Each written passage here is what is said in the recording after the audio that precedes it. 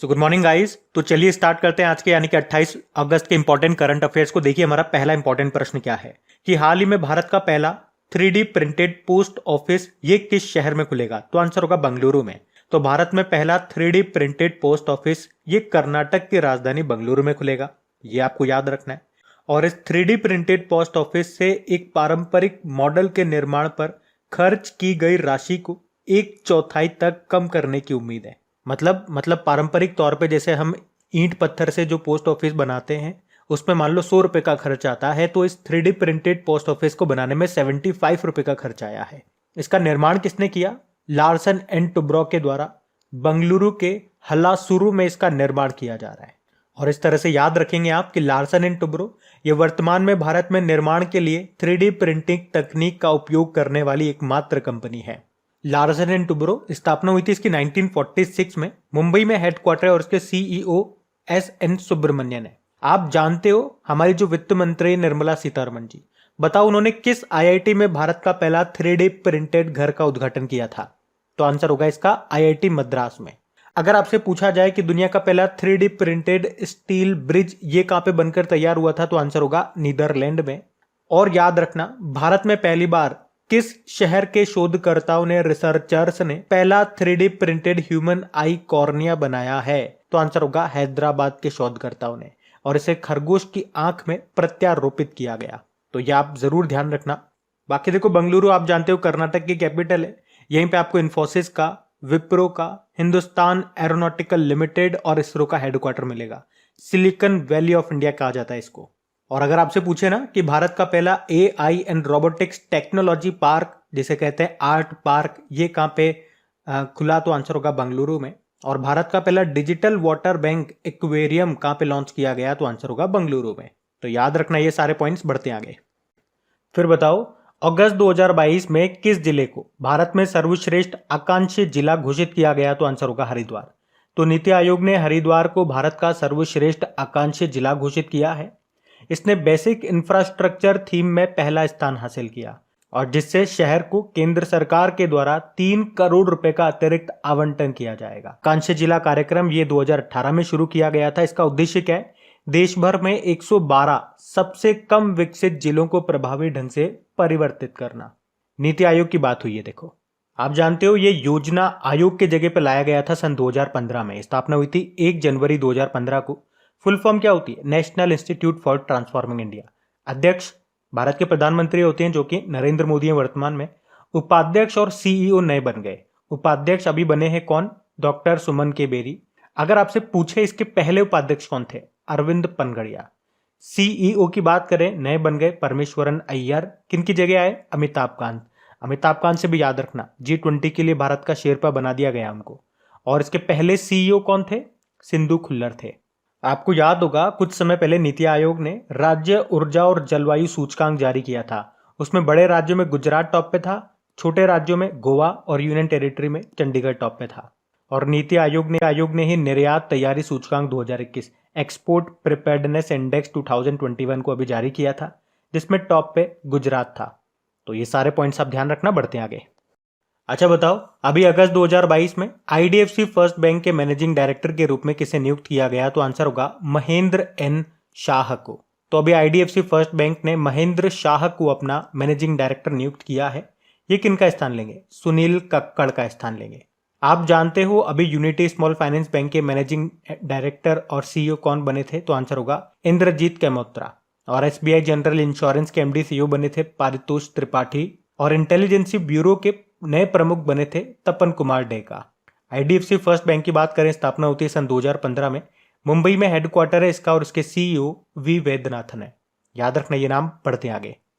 अच्छा फिर बताइए, विश्व जल सप्ताह हर साल किस महीने के अंतिम सप्ताह को मनाया जाता है? तो आंसर होगा अगस्त। तो विश्व जल सप्ताह ये एक वार्षिक सम्मेलन है जो हर साल अगस्त के आखिरी सप्ताह को आयोजित किया जाता है।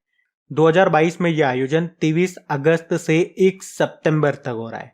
इसका उद्देश्य क्या है? दुनिया का ध्यान जल संकट और जल के सतत उपयोग की ओर आकर्षित करना। ये स्टॉकहोम इंटरनेशनल वाटर इंस्टीट्यूट के द्वारा आयोजित किया जाता है। पहली बार 1991 में आयोजित किया गया था ये। अच्छा 2022 में इसकी थीम क्या है? Seeing the unseen the value of water. आप जानते हो वर्ल्ड वाटर डे हम कब मनाते हैं? 22 मार्च को मनाते हैं, जिस दिन बिहार दिवस भी होता है। और अभी देश का पहला हर घर जल प्रमाणित जिला कौन सा बना था? मध्य प्रदेश का बुरहानपुर।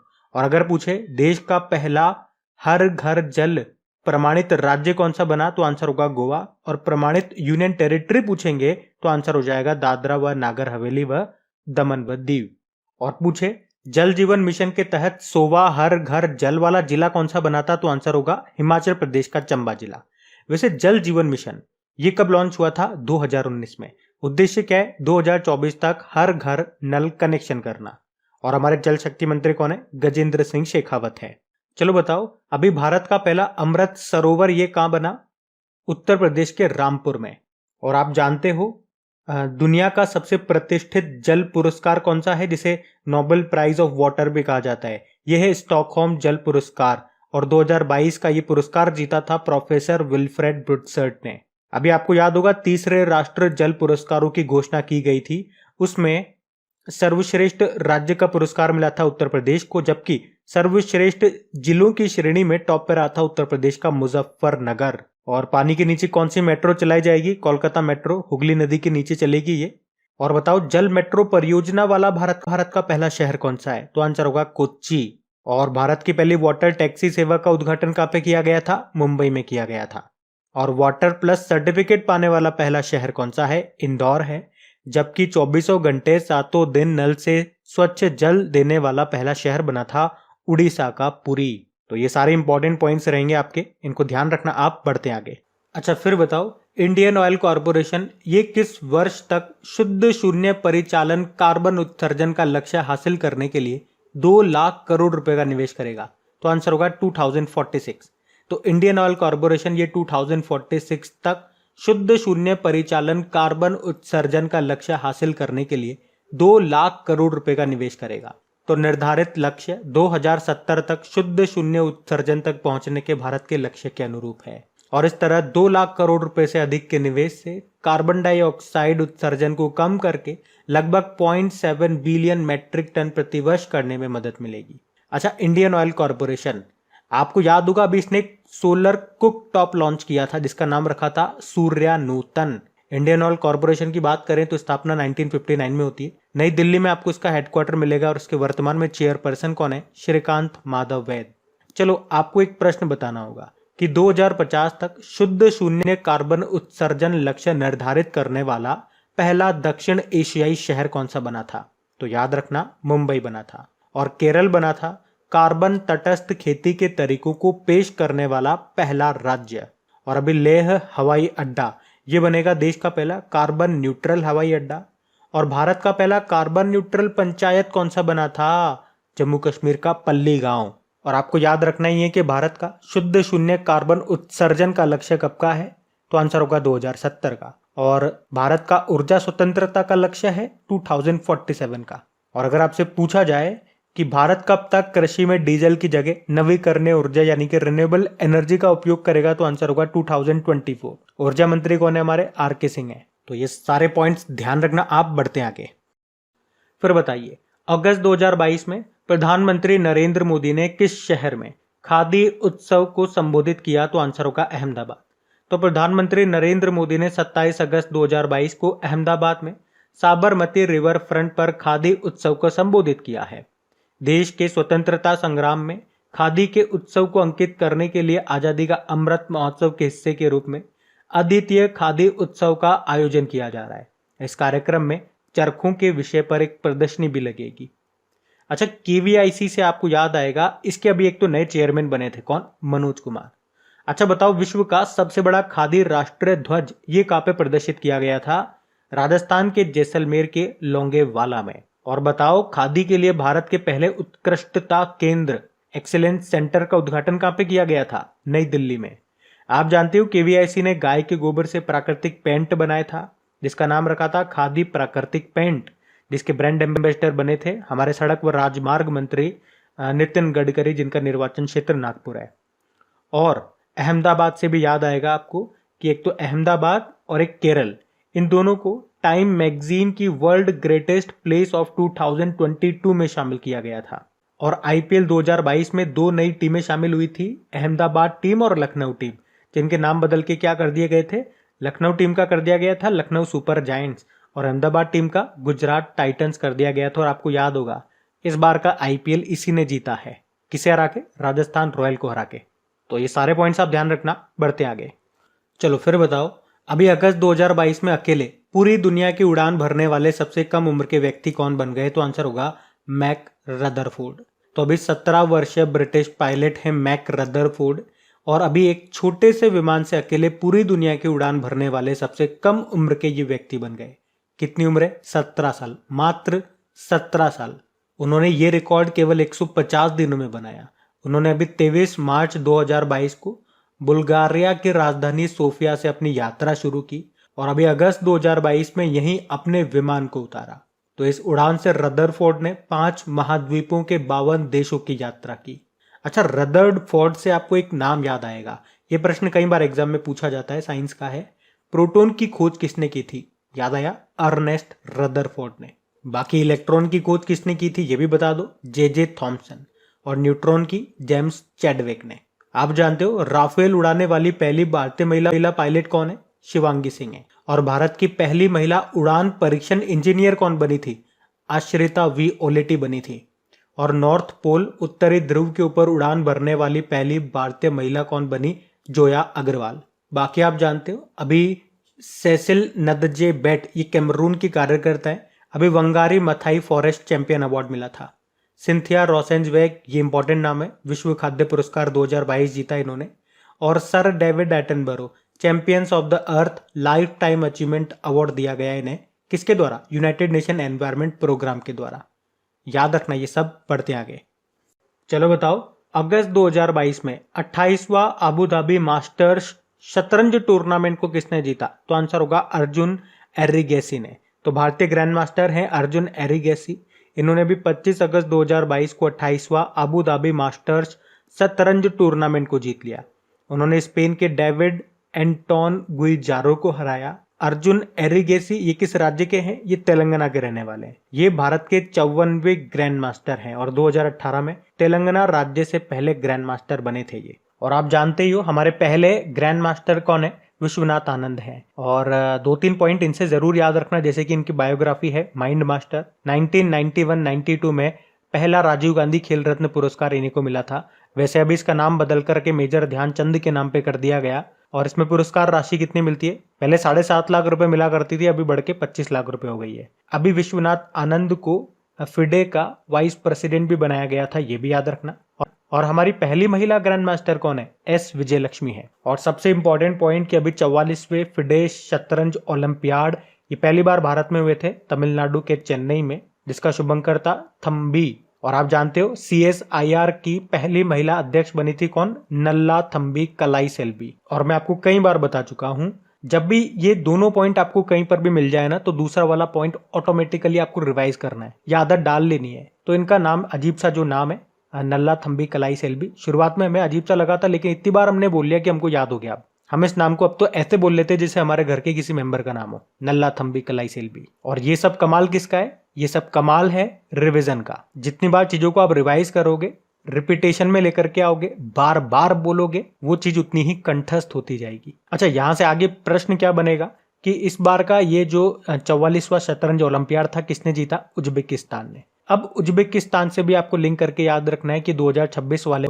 शतरंज ओलंपियाड होंगे वो उज्बेकिस्तान में ही होंगे, लेकिन 2024 वाले कहां पे होंगे? हंगरी के बुडापेस्ट में होंगे। और भारत में पहली बार चेस अकेडमी कहां पे खुलेगी? तो आंसर होगा भुवनेश्वर में। चेस डे आप मनाते हो 20 जुलाई को। फिडे का हेडक्वार्टर कहां पर है? चेस को रेगुलेट करने वाली बॉडी है फिडे, हेडक्वार्टर मिलेगा लुज़ेन स्विट्जरलैंड में। और जो आपका चेस बोर्ड हो गया, स्टैटिक प्रश्न कई बार बन जाता है कि इसमें टोटल नंबर ऑफ स्क्वायर्स कितने होते हैं? तो आंसर होगा 204 होते हैं। तो ये सारे पॉइंट्स आप याद रखेंगे, बढ़ते आगे। फिर बताओ, देश के लिए सभी प्रारूपों, सभी फॉर्मेट्स में 100 मैच खेलने वाले इतिहास में देश के एकमात्र भारतीय खिलाड़ी कौन बनेंगे? तो आंसर होगा विराट कोहली। तो विराट कोहली ये देश के लिए अपने 100वें T20 इंटरनेशनल मैच में खेलते हुए इतिहास में अपने देश के लिए सभी प्रारूपों, सभी फॉर्मेट में 100 मैच खेलने वाले एकमात्र भारतीय खिलाड़ी बन जाएंगे। अभी आप जानते हो 28 अगस्त 2022 से दुबई में एशिया कप 2022 शुरू हो चुके हैं। ये पहले कहाँ होने वाले थे? श्रीलंका में होने वाले थे। देखो प्रश्न दोनों तरह से एग्जामिनर पूछ सकता है। एशिया कप 2022 कहाँ पे हुए? तो आप कहोगे यूनाइटेड अरब अमीरात। यूं भी पूछ सकता है कि ये पहले कहाँ पे होने वाले थे, फिर बाद में चेंज करके यूनाइटेड अरब अमीरात कर दिया गया। मतलब आंसर खुद ही दे देगा और उसी में प्रश्न भी पूछ लेगा। ऐसे ही उलझाते हैं ये। फिर आप कहोगे अरे ये तो मुझे पता ही था, यूनाइटेड अरब अमीरात में होंगे, और ये इसी ने आंसर दे दिया। आप पूछ रहे पहले कहाँ पे आयोजित किया जाना था? तो श्रीलंका में। अभी आप जानते हो ना, शुभमन गिल जिम्बाब्वे के खिलाफ अपना पहला अंतर्राष्ट्रीय शतक लगाकर सचिन तेंदुलकर के 24 साल पुराना वनडे रिकॉर्ड को इन्होंने तोड़ दिया। 97 बॉल्स में 130 रन बनाए थे इन्होंने।